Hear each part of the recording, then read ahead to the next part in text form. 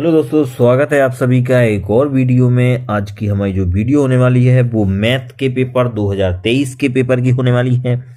ये सेट भी आपके लिए बहुत इंपॉर्टेंट होने वाला है। ये जो मॉडल पेपर है, मॉडल पेपर नहीं है, ये वास्तविक पेपर है जो आपका वर्ष 2023 में पूछा गया है।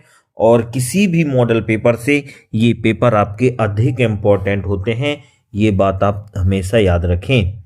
तो बिना देरी किए हुए चालू करते हैं अपना ये वीडियो हम।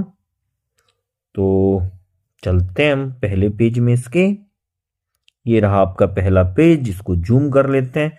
फिलिंग द ब्लैंक्स हैं, आप इन्हें हल करेंगे। पहला विकल्प है 6 और 20 का एचसीएफ क्या होगा। ये लगभग हर साल रिपीट हो रहा है। तो पिछले वाले में भी मैंने इसको सॉल्व करके आपको बताया था। आपको 6 के ऐसे गुणनखंड कर लेने, 2 का भाग देना है, 3 आएगा, फिर 3 का दे देंगे आप, 1 आ जाएगा।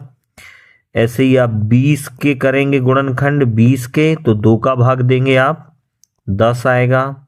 फिर इसमें 2 का देंगे, 5 आ जाएगा। फिर आप 5 का देंगे तो 1। जो चीज मैच कर रही हो, जैसे आपका 2 मैच कर रहा है दोनों जगह केवल, तो इसका एचसीएफ आपका 2 हो जाएगा।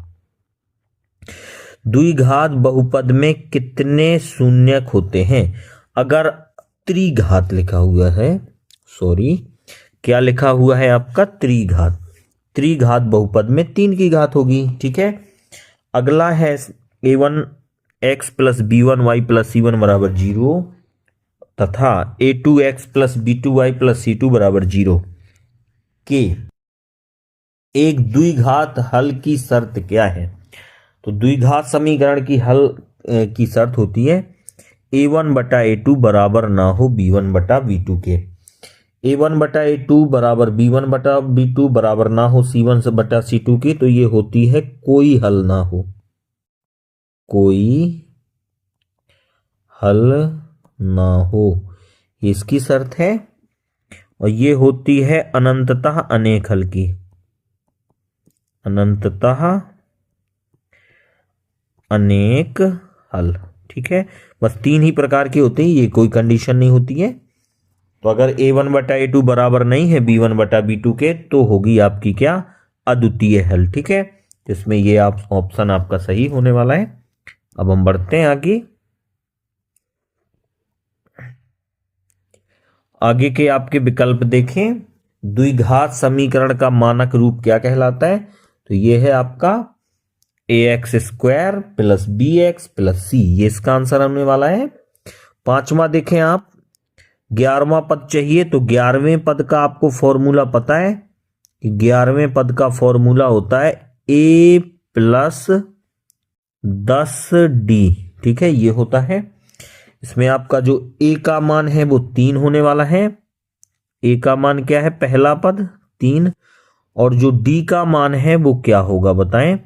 d का मान होता है दूसरे पद में आप पहला पद घटाएंगे, यानी आप पहला पद आपका -3 है, 1/2 में आप क्या घटाएंगे, तो थोड़ा मिटा लेते हैं, ठीक है। तो d का मान आपका कैसे निकालेंगे, देखते हैं।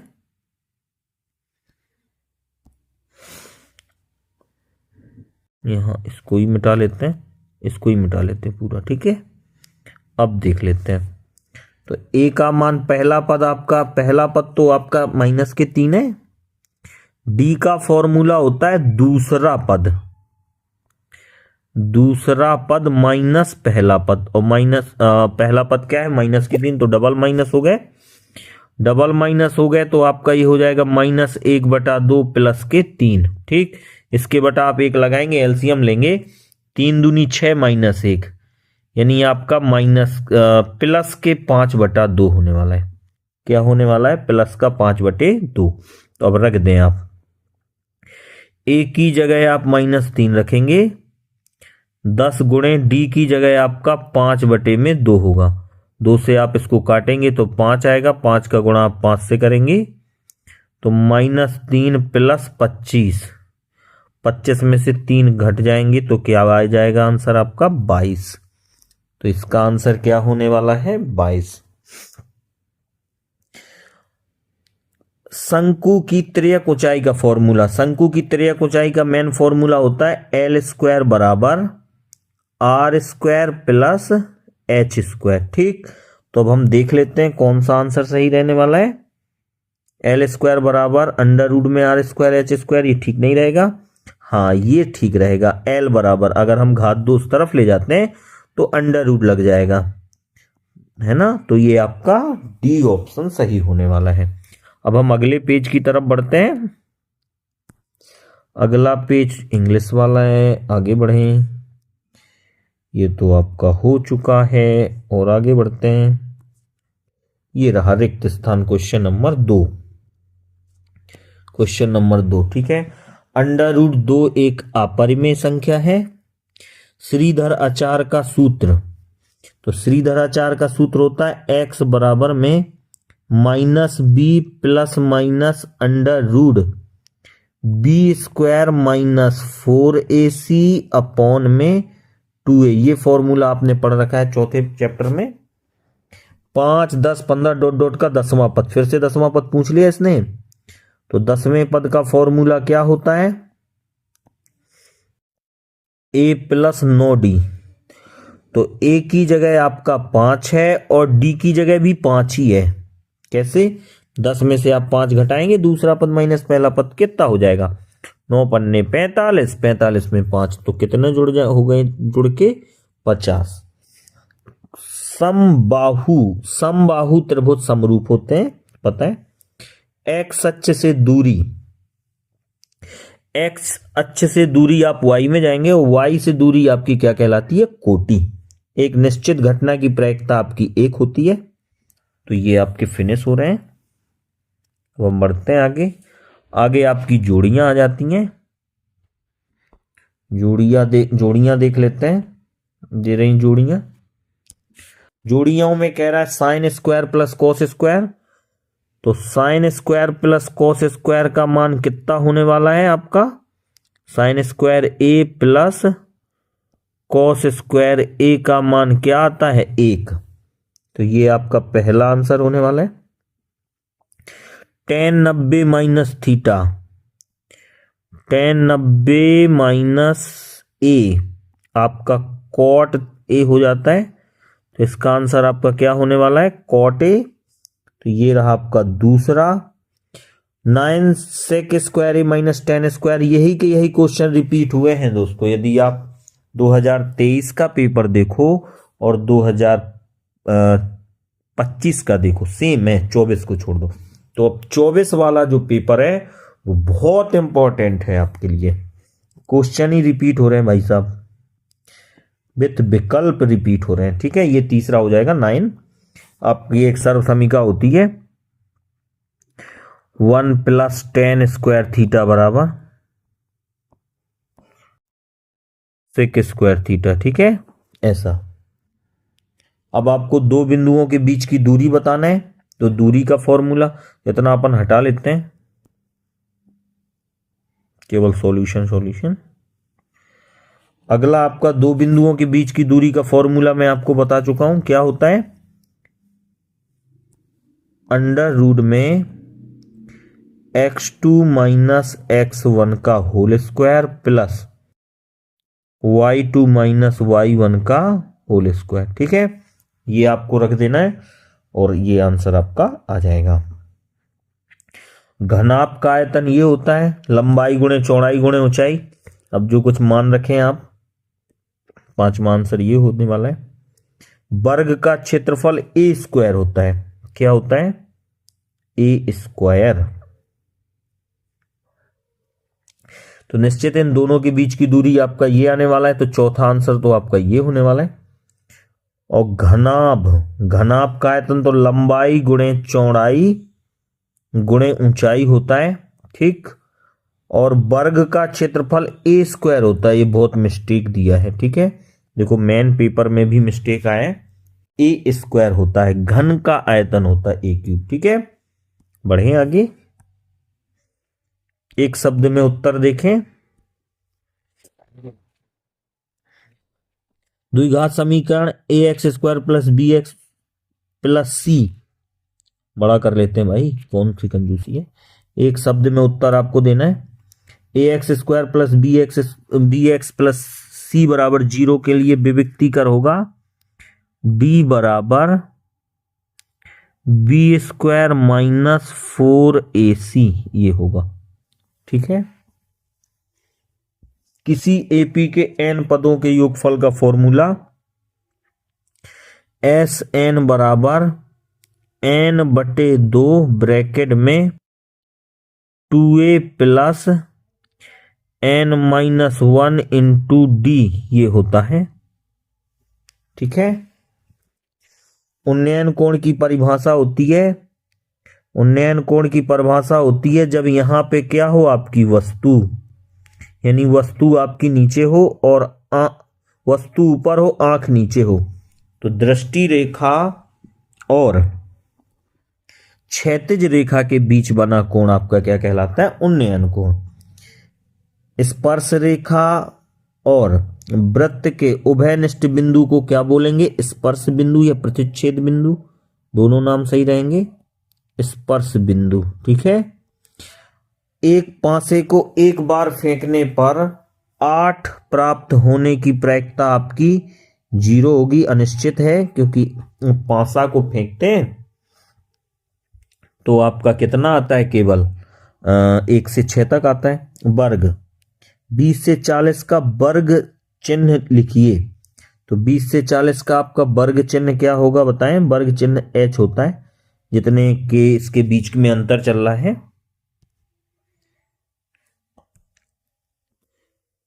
अब आपको इसमें सत्य बताने हैं अगले में। 5वें क्वेश्चन में आपको सत्य बताने। निम्नलिखित में से सत्य बताइए। 2 समरूप त्रिभुजों की संगत भुजाएं समानुपाती होती हैं, तो बिल्कुल सही। 2 समरूप त्रिभुजों के क्षेत्रफल का अनुपात उनकी संगत भुजाओं के अनुपात के बराबर होता है, गलत, वर्ग के अनुपात के बराबर होता है। आगे बढ़ते हैं। दृष्टि रेखा प्रेक्षक की आंख को उस वस्तु के बिंदु को मिलाने वाली एक रेखा होती है, तो सही है, वस्तु से आंख को मिलाने वाली रेखा होती है, एकदम सही है। स्पर्श रेखा ही छेदक रेखा नहीं भाई साहब। छेदक रेखा जो होती है वो वृत्त को 2 जगह प्रतिच्छेद करती है, स्पर्श रेखा एक ही बिंदु पर प्रतिच्छेद करती है। ठीक है। इनके बीच की दूरी ये है या नहीं, आप देख लेंगे निकाल के। यदि शंकु का आयतन बेलन के आयतन का आधा है, यदि शंकु एवं बेलन की त्रिज्या एवं उनकी ऊंचाई समान होगी, नहीं, ये बिल्कुल गलत है। ठीक है। 1/3 होता है। तो दोस्तों अगला क्वेश्चन है हमारा 6वां वाला क्वेश्चन, जिसमें आपको बताना है कि 140 के अभाज्य गुणनखंड हम कैसे करेंगे। ये आपका प्रश्न 2 नंबर में है, तो इसको हम बता ही देते हैं, बहुत सरल है। तो आपको इस प्रकार से 140 के क्या कर लेने हैं, आपको ऐसे गुणनखंड, इसमें आप 2 का भाग देंगे तो 70 हो जाएगा, फिर 2 का देंगे तो आपका कितना हो जाएगा, आपका हो जाएगा ये 35। इसके बाद आप इसमें 5 का भाग देंगे तो 7 आएगा, फिर 7 का भाग दे देंगे तो 1 आ जाएगा। अब आप लिख देंगे कि 140 के अभाज्य गुणनखंड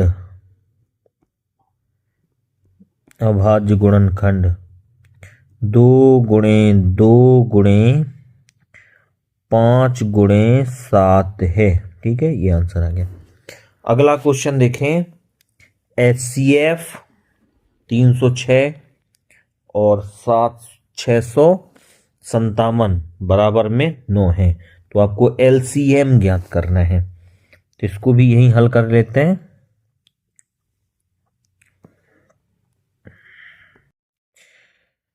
तो देखें, इसमें आपको एक डायरेक्ट फॉर्मूला होता है कि अगर आपको LCM निकालना है और HCF दिया हो, तब पहली जो संख्या है पहली संख्या गुणे दूसरी संख्या, शॉर्टकट में लिख रहे हैं, पहली संख्या दूसरी संख्या बटे में HCF। आपको हिंदी में लिखना चाहिए पहली संख्या गुणे दूसरी संख्या बटे में HCF। पहली संख्या क्या है आपकी 306, दूसरी संख्या क्या है आपकी 657। इन दोनों का गुणा करके 9 का भाग दे देना, जो आंसर आए वो सही है। अगला क्वेश्चन है, इसको आपको अपरिमेय बताना है, तो आप केवल इतना लिख देंगे कि √2 एक अपरिमेय संख्या है और √3 एक परिमेय संख्या है। तो √2 का गुणा, अगर अपरिमेय संख्या का गुणा हम परिमेय संख्या से करते हैं तो जो आंसर आता है वो अपरिमेय ही आता है। इसका आपको HCF निकालना है। तो देखो 17 का कोई गुणनखंड नहीं होता, तो आप इसको 17 गुणे 1 लिख सकते हैं। 23 के कोई गुणनखंड नहीं होते हैं, तो आप इसको 23 गुणे 1 लिख सकते हैं। ऐसे ही 29 का कोई गुणनखंड नहीं होता है, तो आप इसको 29 गुणे 1 लिख सकते हैं। यानी इसका जो आपका HCF होगा वो होगा 1। ये आपका हल हो जाएगा 7 नंबर। ठीक है, तो 17 का गुणनखंड 17 गुणे 1, 23 का गुणनखंड 23 गुणे 1, 29 का गुणनखंड 29 गुणे 1। टोटल आंसर आपका क्या आने वाला है 1। ठीक, आगे बढ़े। अगला आपको क्या बताना है, शून्यक निकालना है। 4u² प्लस 8u के शून्यक। तो ये बहुत आसान है। 8 नंबर को अपन हल करते हैं, 8 नंबर को हल करते हैं। इसको आपको u के बराबर कर देना है। 4u² प्लस 8u बराबर में क्या लिख देना है 0। 2 के जोड़े बनाए हैं, तो 4u आपका कॉमन हो जाएगा, तो बचेगा u प्लस 2। कितना बचेगा ये 2 बराबर में 0। ठीक, तो बस इन दोनों को जोड़ 0 के बराबर कर देना है। यानी 4u बराबर आपका 0, तो u बराबर आपका 0 ही आएगा, 4 बटे में चला जाएगा। और u प्लस 2 बराबर में 0, तो u बराबर आपका हो जाएगा -2। ये इसके दोनों शून्यक होंगे। एक आंसर आपका 0 और एक हो जाएगा -2। अब जे हमने आपको बताया था द्विघात बहुपद निकालने के लिए फॉर्मूला क्या था, x² माइनस शून्यकों का योगफल रखना होता है, x प्लस शून्यकों का गुणनफल। ठीक है, तो ये आंसर हो जाता है x² माइनस शून्यकों का योगफल -x है, प्लस शून्यकों का गुणनफल है आपका √5। कितना है √5, तो डबल माइनस हो गए। आंसर इसका होगा x² प्लस x प्लस √5। ठीक है, ये इसका आपका क्या बन जाएगा आंसर। हमने दोनों हल कर दिए। अब आप बढ़ें आगे, 8 नंबर तक हल हो गए हैं। अगला आप 9 नंबर देखें। ये रहा 9वां क्वेश्चन, बड़ा आसान है, इसको थोड़ा बड़ा कर लेते हैं अपन। 9वां क्वेश्चन, ऊपर वाले में आपको बताना है A1 बटा A2, B1 बटा B2 और C1 बटा C2 आपको ज्ञात करना है। तो इसमें जो ये पहला समीकरण है और दूसरा समीकरण है, इन दोनों से अपन A1 B1 के मान निकालते हैं। तो A1 का मान माना जाएगा आपका 3, 9वें को हल कर रहे हैं। B1 का मान माना जाएगा आपका 2 और C1 का मान आपका माना जाएगा 5। ऐसे ही A2 का मान माना जाएगा आपका 2, B2 का माना जाएगा आपका -8। ठीक है, और C2 का मान आपका माना जाएगा 7। तो अगर A1 बटा A2 आपको निकालना है तो लिख देना है 3 बटे में 2। आपको B1 बटे में B2 निकालना है तो लिख देना है 2 बटे में -8। इसको काट लो 2 के पहाड़े से, तो इसका आंसर क्या आएगा -1 बटे में 4। आगे यदि आपको C1/C2 निकालना है तो आपको लिख देना है 5/7। ठीक, तो ये आंसर आपके हो जाएंगे। पहले आप A1 B1 और C1 A2 B2 और C2 के मान बता दें। पहले नंबर समीकरण में x के आगे जो लिखा है वो A1 का मान है, जो y के आगे लिखा है वो B1 का मान है, और बराबर में जो लिखा है वो C1 का। ऐसे ये A2 का मान है, ये B2 का मान है और ये C2 का मान है। ठीक, बढ़े आगे अपन। ये पहला नंबर हमने सॉल्व कर दिया, बहुत आसान है। दूसरा नंबर है, इनको आपको हल करना है। अब जिस चाहे विधि से आप करें, विलोपन से या प्रतिस्थापन से। ठीक है, इसका अथवा का भी मैं बताने वाला हूं आपको। तो वहां पे एक ही करना है भाई, दोनों दोनों ना करके आ जाना। तो देखें, हाँ ये बड़ा मजेदार है। 9 में का आपका सेकंड वाला भी हल कर रहे हैं हम। तो पहला समीकरण है आपका x + y बराबर में 14। ये आपका पहला समीकरण है। x - y बराबर में 4 ये आपका दूसरा है। मान के चले हम इसको प्रतिस्थापन से हल कर रहे हैं। कौन सी विधि से कर रहे हैं? प्रतिस्थापन विधि से। ठीक है, प्रतिस्थापन विधि। ठीक है, तो क्या होगा, आप लिखोगे समीकरण 1 से। समीकरण 1 क्या है आपका? x + में y बराबर में 14। यहां से आप y का मान निकालेंगे तो ये हो जाएगा आपका 14 - x। इसको दे दिया जाता है समीकरण नंबर 3। ठीक, अब अगर समीकरण 1 से हम मान निकालते हैं तो समीकरण 2 में रखते हैं। तो लिखा जाता है कि y का मान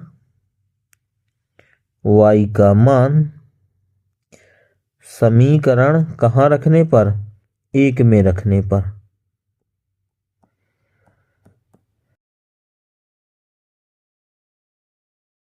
ठीक, समीकरण 2 में रखने पर, क्योंकि 1 से तो निकाला ही है, 2 में रखेंगे तो ये हो जाएगा आपका y - की जगह हो जाएगा ये किसकी जगह रखना है अपन को? y की जगह, सॉरी, किसकी जगह रखना है दोस्तों? y की जगह। दोबारा देख लेते हैं। तो x - y की जगह आपका हो जाएगा ये 14 - x बराबर में 4। अब ये माइनस आप अंदर खोल दें तो ये हो जाएगा x - के 14 प्लस का x बराबर में 4। 4 उस तरफ ले जाए, x जोड़ लें तो 2x बराबर में आपका हो जाएगा 4 + 14। तो 2x बराबर में हमें लग रहा हो गए 18। तो x का मान क्या होगा? 2 का भाग चला जाएगा तो x का मान कितना आ जाएगा आपका? 9। क्या आ जाएगा? 9। और x का मान उठा के आप यहां x की जगह रख देंगे तो किस चीज का मान आ जाएगा आपका? y का। ठीक, अब हम बढ़ते हैं आगे। ये रहा एक अगला क्वेश्चन, इसको भी जूम कर लेते हैं।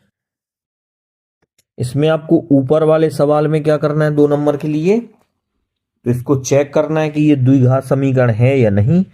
तो आप इसको पूरा सॉल्व करेंगे। अगर x² बचा रहता है, बचा ही रहना है भाई, 11 को सॉल्व ही कर लेते हैं हम ही।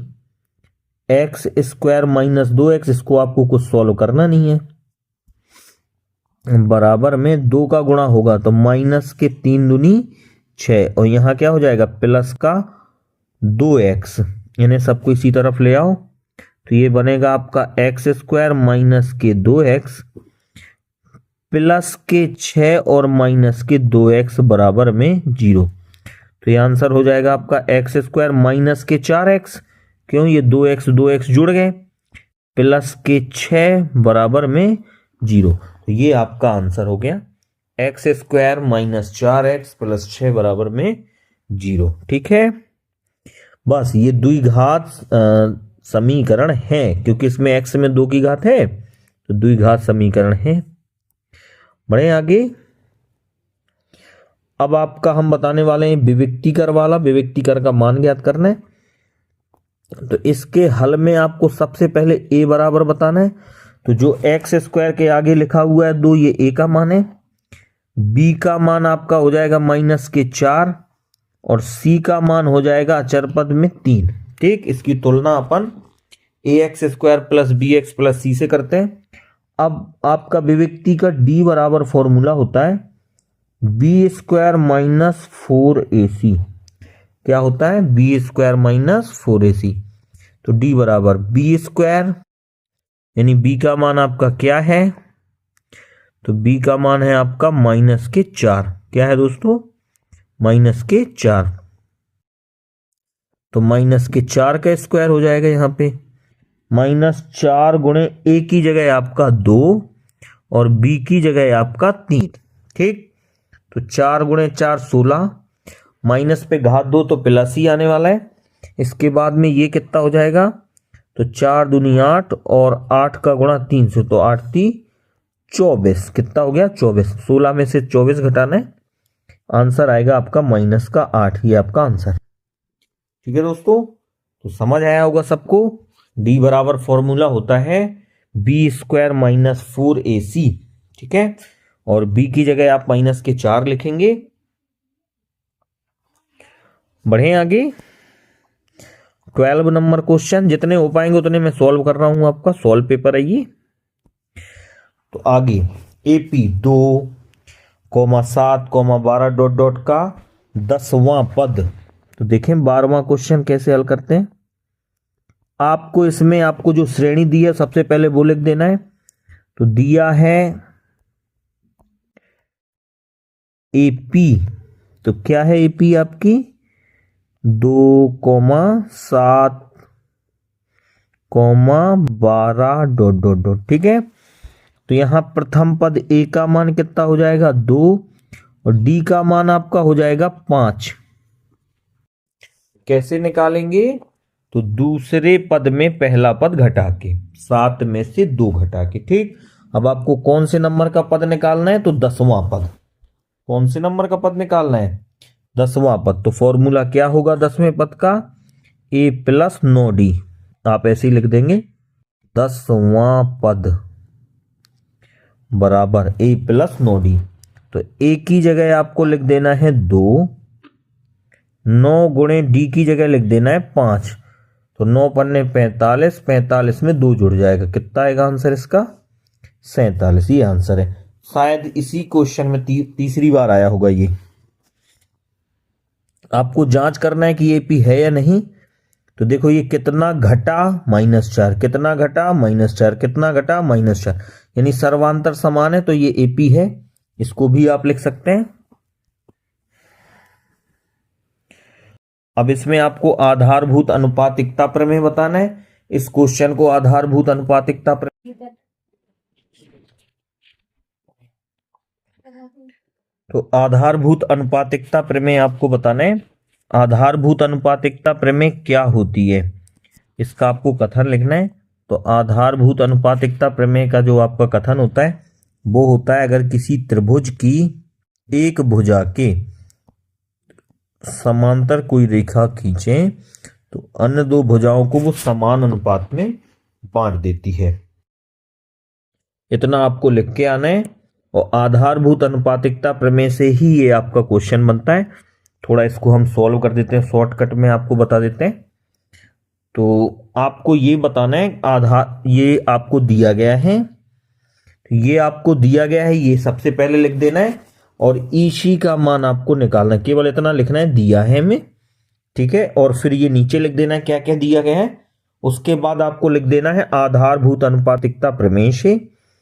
इसके बाद आपको करना है कि AD बटे BD बराबर AE बटे EC। ठीक, अब यहां आपको AD की जगह 1.5 लिख देना है, ED की जगह आपको 3 लिख देना है, बराबर AE की जगह 1 और EC का मान आपको निकालना है। ये दशमलव हटाएंगे तो 30 हो जाएगा। 15 दूनी 30, 15 एकम 15, 15 दूनी 30। 3 गुणा करेंगे तो EC का जो आंसर है वो आपका 2 आ जाएगा। बस इतना सा सोल्व करना है। ओके, बढ़े आगे। अगला क्वेश्चन ये रहा, तो इसमें आपको दो बिंदुओं के बीच की दूरी का फॉर्मूला लगाना है।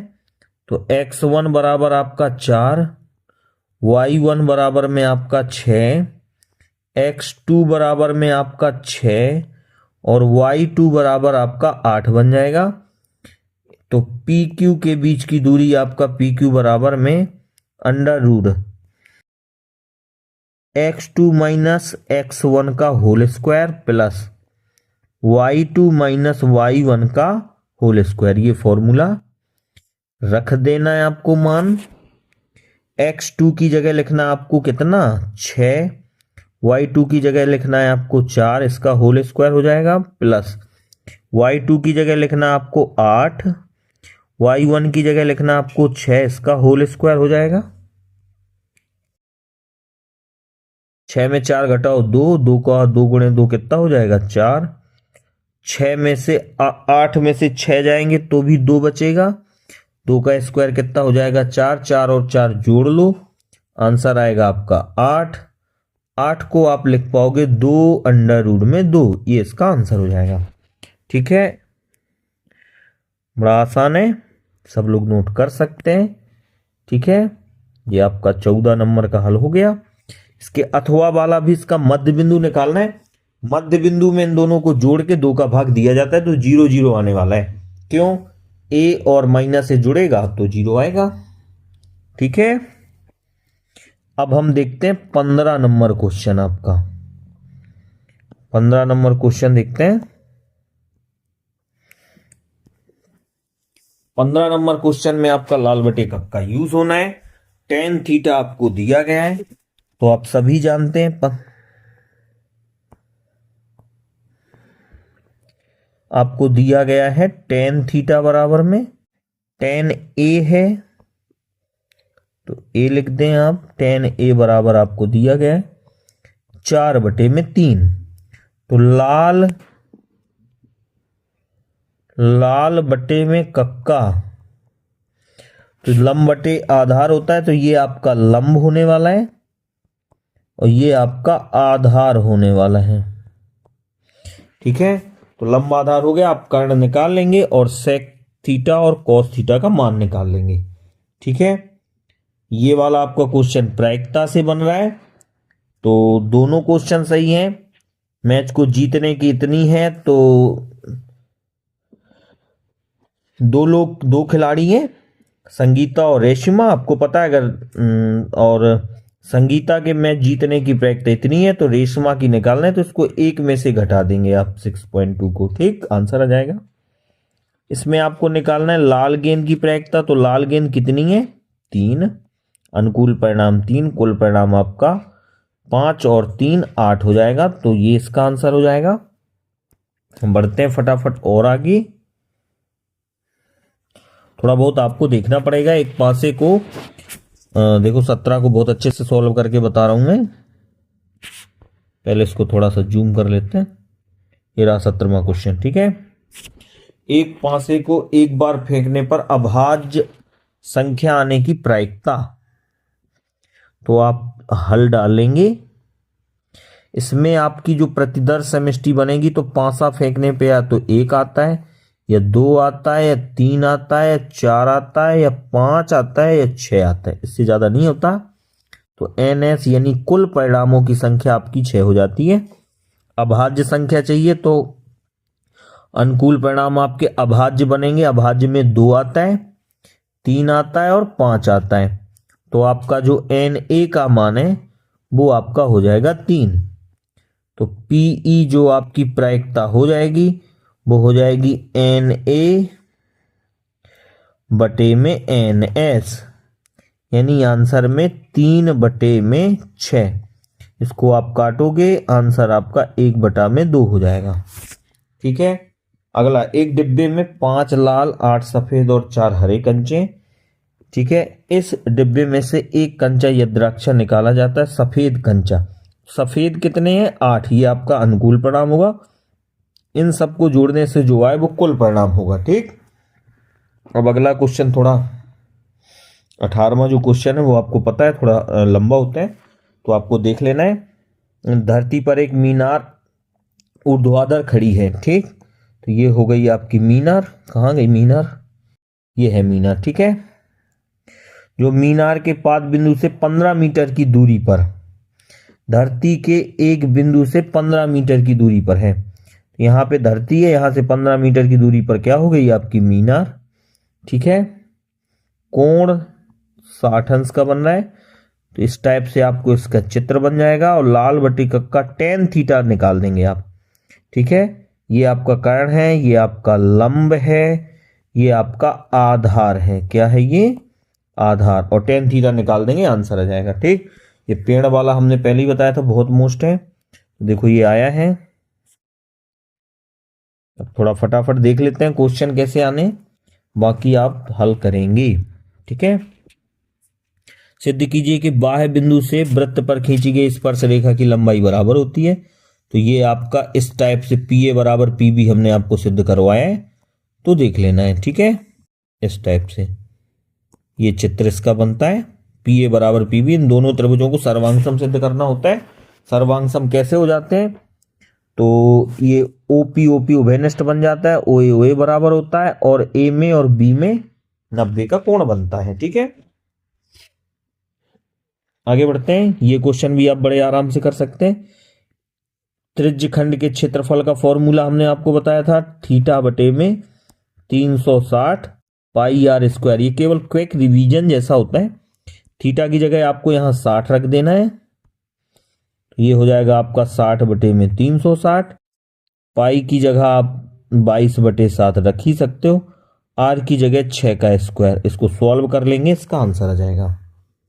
अगला इसके अथवा वाला भी अगर देखें तो एक घड़ी में मिनट की सुई की लंबाई, तो जो मिनट की सुई की लंबाई होती है वो त्रिज्या का काम करती है। और 5 मिनट में घड़ी जो आपकी 5 मिनट में घूमेगी वो कितना घूमेगी? तो घड़ी की मिनट की सुई जब 1 घंटे में पूरा घूम के वहीं का वहीं आ जाएगी, तो 30 मिनट तो 360 का कोण बनाएगी एक बार घूमने में। अब एक बार घूमने में उसने 360 का कोण बना लिया, तो 1 मिनट में कितना बनाएगी? तो इसके लिए आपको उसमें 60 का भाग देना पड़ेगा। तो 1 मिनट में घड़ी की सुई बनाती है 6 डिग्री का कोण, तो 5 मिनट में बना लेगी 30 डिग्री का कोण। तो आप r की जगह 14 और थीटा की जगह आप 30 अंश लेके अगर हल करेंगे तो इसका आंसर आ जाएगा सेम फॉर्मूला, ठीक। हाँ, बढ़ जाते हैं अपन और आगे। ये रहा क्वेश्चन। इसमें आपको चाहे इसमें विलोपन विधि लगाओ चाहे प्रतिस्थापन, ये दो समीकरण आप हल कर सकते हैं। ये वाले 4 नंबर का क्वेश्चन है। इसके बाद आप इसमें 2 संख्याओं का अंतर 26 है, ठीक है। एक संख्या दूसरी संख्या से 3 गुनी है। आप 2 समीकरण बनाएंगे और हल कर पाएंगे, ठीक। आगे बढ़ते हैं। ये आपका शंकु गोला से क्वेश्चन है, ठीक है। एक ये है, ये बहुत ये क्वेश्चन छोटा है, पहला ही क्वेश्चन है ये आपका एक्सरसाइज का। पाई के पदों में ही बता देना है। तो अर्धगोले का आयतन प्लस शंकु का आयतन आप कर देते हैं, आंसर आ जाते हैं। और यहाँ आपको क्या निकालना है? माध्य निकालना है, ठीक है। तो ये सब हम क्लास में आपका करवा चुके हैं। वो उसी के अथवा में है बहुलक ज्ञात करने को। तो माध्य के अथवा में आपका क्या आ जाता है? बहुलक आ जाता है, ठीक है। तो इसके एक वीडियो हम स्पेशल बना देंगे। तो इस प्रकार से आपका ये पूरा मॉडल पेपर क्लियर होता है। तो सभी का धन्यवाद जुड़े रहने के लिए।